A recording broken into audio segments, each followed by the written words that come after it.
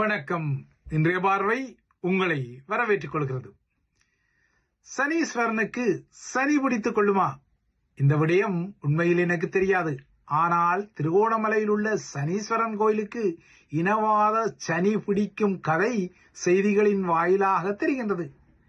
இந்த சனீஸ்வரன் ஆலயத்துக்குள் தனியார் வியாபாரம் செய்வதற்கு ஆலய நிர்வாகம் தடையை விதித்த நிலையில் ஏற்கனவே அங்கு அவ்வாறான தனியார் வியாபாரத்தை செய்து வந்த ஒரு சிங்கள பெண் இந்த உத்தரவை ஏற்க மறுத்து பௌத்த பிக்குகளை தனக்கு சார்பாக தூண்டிவிட்டு அந்த சனீஸ்வரன் ஆலயத்தில் தமது சிங்கள பரம்பரைக்கும் உரித்து உண்டு என்ற வகையில் புதிய இனவாத உசுப்பேற்றலை செய்த விடயம் திருமலை சனீஸ்வரன் ஆலயத்துக்கு சனி பிடிக்கும் கதையை பகிரங்கப்படுத்தியுள்ளது. ராஜபக்ஷ அதிகார மையம் உட்பட்ட எதிர்க்கட்சிகள் இப்போது அனுர அரசாங்கம் தமிழர்களுக்கு ஏதோ அதிகம் அக்கறையாக செய்வது போல ஒரு போலியான பிம்பத்தை கட்டமைத்து குய்யோ முறையோ போடும் பின்னணியில் திருமலை போன்ற இடங்களில் தொடர்ந்தும் இனவாத கொதிநிலையை உருவாக்கிக் கொள்வதற்கு இவ்வாறான தரப்புகள் முன்வரப்படுகின்றன. அனுர அரசாங்கத்தை பொறுத்தவரை அது தமிழர்கள் மீது அதிகம் கரிசனைப்படுவதாக பேரினவாதிகள் இல்லையென்றால் கடும்போக்கு முகங்கள் கூக்குரல் இடுவதில் எந்த ஆதாரங்களும் இல்லை. மாறாக அனுர அரசாங்கத்தில் தான் கிவிலோயா திட்டம் போன்ற பல திட்டங்களும் தையிட்டி விகாரை பிரச்சனை போன்ற சர்ச்சைக்குரிய விடயங்களுக்கும் தீர்வுகள் இல்லாமல் நிலைமை செல்கின்றது.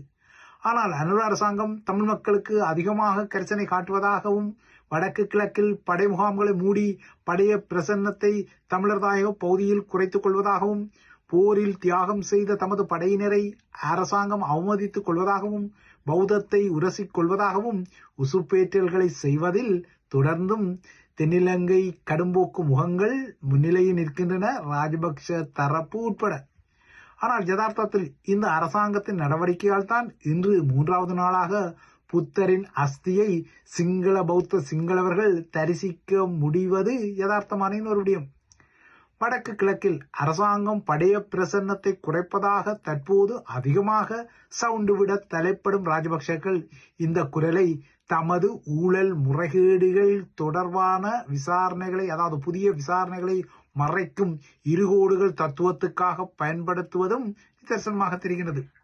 அண்மையில் ஸ்ரீலங்காவின் முன்னாள் அரசு தலைவர் மஹிந்த ராஜபக்ஷவின் மனைவியும் ஸ்ரீலங்காவின் முன்னாள் ஃபர்ஸ்ட் லேடி எனப்படும் முதல் பெண்மணியுமான ஷிராந்தி ராஜபக்ஷவும் அவரது புத்திரனான நாமல் ராஜபக்ஷ பேபியும் ஒரே நாளில் ஸ்ரீலங்கா சிஐடிக்கும் FCID எனப்படும் ஊழல் முறைகேட்டு விசாரணை பிரிவுக்கும் தனித்தனியாக விசாரணைகளுக்கு அழைக்கப்பட்ட போது தமது ஆதரவாளர்களை கொண்டு ஒரு ஆரவார கூச்சல் கும்பலை ராஜபக்சேக்கள் கமுக்கமாக ஏற்பாடு செய்த கதை பகிரங்கப்பட்ட ஒரு கதை. இவ்வாறு கூப்பாடு போடுவதற்காக ராஜபக்சர்களால் திரட்டப்பட்ட கும்பலில் இருந்த பலருக்கே தாம் ஏன் அவ்வாறு அங்கே கூட்டப்பட்டோம் என்பதே தெரிந்திருக்கவில்லை. ஏதோ கும்பலில் கோவிந்தா போட வந்தோம் என்பதை அவர்கள் சில ஊடகங்களுக்கு ஒத்துக்கொள்ளத்தான் செய்தார்கள். இவ்வாறு தனக்கு ஒரு அல்லக்கை ஆரவார கூச்சல் கும்பல், தனது அம்மாவான ஷிராந்திக்கு ஒரு தனியான ஆரவார கூச்சல் கும்பல் என 2 தனித்தனியான இடங்களில் நாமல் ராஜபக்ஷ தனது ஆதரவாளர் கூட்டங்களை திரட்டிய பின்னர் தான் அவர் சிஐடியின் விசாரணைக்கு சென்று திரும்பினார். விசாரணையை முடித்து வெளியே வந்த நாமல் ராஜபக்ஷ அனுர அரசாங்கத்தை கடுமையாக சாடி சவுண்டு விட தலைப்பட்டார்.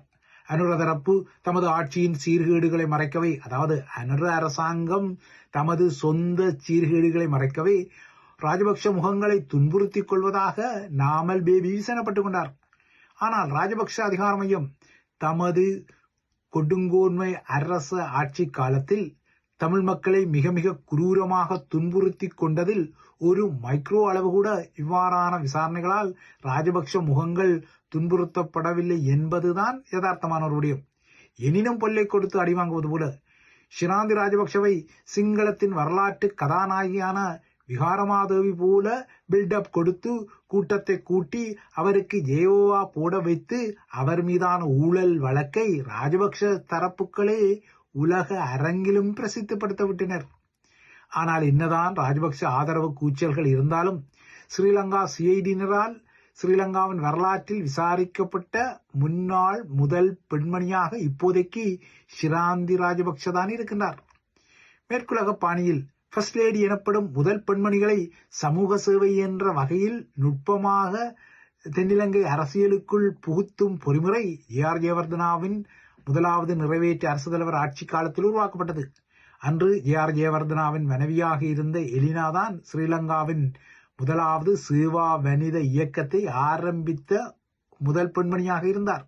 அதன் பின்னர் தான் ஹேமா பிரேமதாசா முதல் மைத்திரி ரணில் விக்ரம்சிங்க வரையான பல முதல் பெண்மணிகளை ஸ்ரீலங்கா கண்டுகொண்ட போதும் அவர்களில் யாரும் இதுவரை ஊழல் முறைகேடுகளுக்காக ஸ்ரீலங்கா குற்ற புலனாய்வு துறையால் விசாரிக்கப்படவில்லை.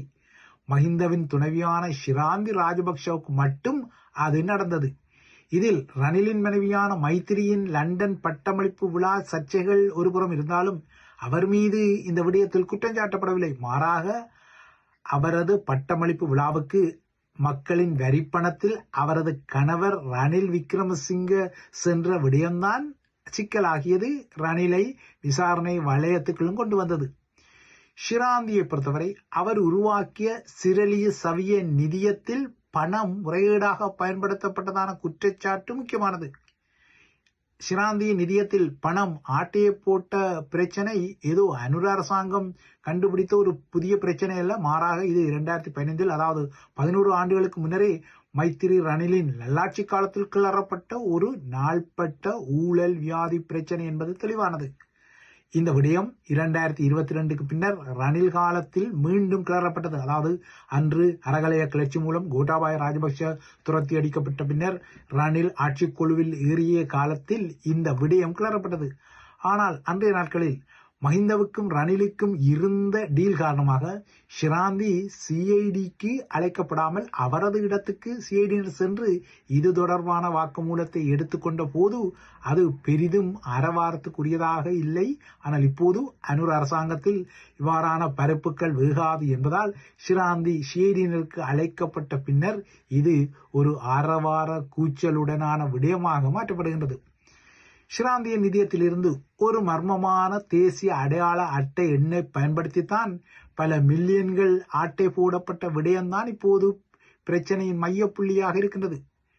இவ்வாறு மர்மமான அதாவது ஆளில்லாமல் போலியாக உருவாக்கப்பட்ட ஸ்ரீலங்காவின் தேசிய அடையாள அட்டையை பயன்படுத்தித்தான் இந்த நிதி முறைகேடுகள் இடம்பெற்றதாக கூறப்படும் நிலையில் அந்த மர்ம அடையாள அட்டை எண்ணிக்குரியவர் இப்போது உயிருடன் இருந்திருந்தால் அந்த அடையாள அட்டைக்குரியவருக்கு வயது 104 என்பதாகவும் குறிப்பிடப்படுகின்றது. இந்த நிலையில் ராஜபக்சக்களின் முன்னாள் எம்பிமார், தமிழர்களின் முன்னாள் எம்பிமார் என இருக்கும் முன்னாள் எம்பிமாருக்குரிய பென்ஷனுக்கு எதிர்வரும் 17ஆம் தேதி நிரந்தரமாக ஆப்படிக்கப்பட உள்ளது. ஏனெனில் அன்றுதான் முன்னாள் நாடாளுமன்ற உறுப்பினர்கள் இதுவரை சுளையாக பெற்று வரும் ஓய்வூதியங்களுக்கு நிரந்தரமாக ஆப்படிக்கும் சட்டம் ஸ்ரீலங்கா நாடாளுமன்றத்தால் நிறைவேற்றப்பட காத்துள்ளது. எதிர்க்கட்சியில் உள்ள எம்பிமார் இந்த மசோதாவை எதிர்த்து வாக்களித்துக் கொண்டாலும் இல்லையென்றால் மதில் மேல் புனியாக சிலர் ஒதுங்கியிருக்க தலைப்பட்டாலும் அனுர அரசாங்கத்திற்கு நாடாளுமன்ற அரங்கில் பெரும்பான்மை பலம் இருப்பதால் இந்த சட்டமூலத்தை அது நிச்சயமாகவே நிறைவேற்றுவதில் எந்த பிரச்சனைகளையும் எதிர்நோக்காது என்பதும் ஏற்கனவே தெரிந்த ஒரு விடயம். முன்னாள் எம்பிமாருக்குரிய பென்ஷனுக்கு நிரந்தரமாக ஆப்படிக்க தயாரிக்கும் இந்த சட்டம் மூலம் கடந்த மாதம் நாடாளுமன்றத்தில் சமர்ப்பிக்கப்பட்டதும் தமக்கு வரப்போகும் ஆபத்தை உணர்ந்த முன்னாள் எம்பிமார் பதறியடித்து இந்த புதிய சட்ட மூல மசோதாவில் உள்ள பல பிரிவுகள் நாட்டின் அரசியலமைப்புக்கு முரணானவை என உச்சநீதிமன்றத்தில் ஒரு வழக்கை தொடர்ந்திருந்தனர். ஆனால் அவர்கள் அவ்வாறாக தொடர்ந்த அந்த வழக்கு தற்போது உச்ச நீதிமன்றத்தால் நிராகரிக்கப்பட்டுள்ளது. முன்னாள் எம்பிமார் தொடுத்த இந்த வழக்கில் இந்த புதிய சட்டம் நாடாளுமன்றத்தில் நிறைவேற்றப்பட வேண்டுமானால் அது சூப்பர் மெஜாரிட்டி எனப்படும் சிறப்பு பெரும்பான்மையை பெற வேண்டும். அவ்வாறாக நாடாளுமன்றத்தில் நிறைவேற்றப்பட்டாலும் அது பின்னர் நாடாளாவிய ரீதியில் ரெஃபரண்டம் எனப்படும் பொது வாக்கெடுப்புக்கு அதாவது குடியொப்ப வாக்கெடுப்புக்கு விடப்பட வேண்டும். அதன் பின்னர் தான் அது சட்டமாக மாற்றப்பட வேண்டும் என கோரிக்கை விடுத்தனர். அதாவது முன்னாள் எம்பிமார் தமக்கு கிட்டும் பென்ஷனை நிறுத்தாமல் தவிர்ப்பதற்காக நாடாளாவிய ரீதியில் ஒரு வாக்கெடுப்பு நடத்தப்பட வேண்டும் என்ற உப்புச்சப்பட்ட கோரிக்கையை முன்வைத்தாலும் இந்த மனுக்கள் உச்ச நீதிமன்றத்தால் நிராகரிக்கப்பட்டு இந்த விடயத்தில் அரசாங்கம் பெரும்பான்மை சாதாரண பெரும்பான்மையுடன், அதாவது 3/2 பெரும்பான்மை தேவையில்லாத வகையில் சாதாரண பெரும்பான்மையுடன் இந்த புதிய சட்டமூலத்தை நிறைவேற்றிக் கொள்ளலாம் என அறிவித்திருப்பது முன்னாள் எம்பிமாருக்கு கிட்டிய அடியாக மாறியிருப்பதால் பிப்ரவரி 14 காதலர் தினம் முடிந்து வரும் 3ஆம் நாளில் 17ஆம் தேதியன்று முன்னாள் நாடாளுமன்ற உறுப்பினர்களின் ஓய்வூதிய உரிமைக்கு நிரந்தரமாக ஆப்படிக்கும் இந்த புதிய சட்டம் நடைமுறைக்கு வர உள்ளது. இதில் முன்னாள் தமிழ் எம்பிமார் என்ற அடையாளத்தில் உள்ளவர்கள் உட்பட 512 முன்னாள் எம்பிமாருக்கு இனிமேல் இந்த பென்ஷன் உரித்து கிட்டாது என்பது யதார்த்தமானது. முன்னாள் எம்பிமாருக்குரிய பென்ஷனை நிறுத்தும் இந்த முடிவானது அவ்வாறான பென்ஷனை பெறும் முகங்களைத்தான் எதிர்க்க வைக்குமே தவிர சாமானிய மக்கள் அதனை ஒருபோதும் எதிர்த்து கொள்ள மாட்டார்கள் என்பதும், உள்ளூர் அவர்கள் அதனை வரவேற்றுக் கொள்வார்கள் என்பதும் அரசியல்வாதிகள் செய்யும் கைங்கரியங்களால் சலிப்புற்ற மக்களின் மனக்கிடக்கையாக இருக்கின்றது. ஏனென்றால் சாமானியர்களாக தமக்கு முன்னால் நடமாடும் அரசியல்வாதிகள் எம்பிமாராக வந்ததும் இவ்வளவு செல்வந்தர்களாக திடீரென மாறிக்கொள்ளும் காட்சிகளையெல்லாம் சாமானிய மக்கள் கண்ணார கண்டிருக்கின்றார்கள்.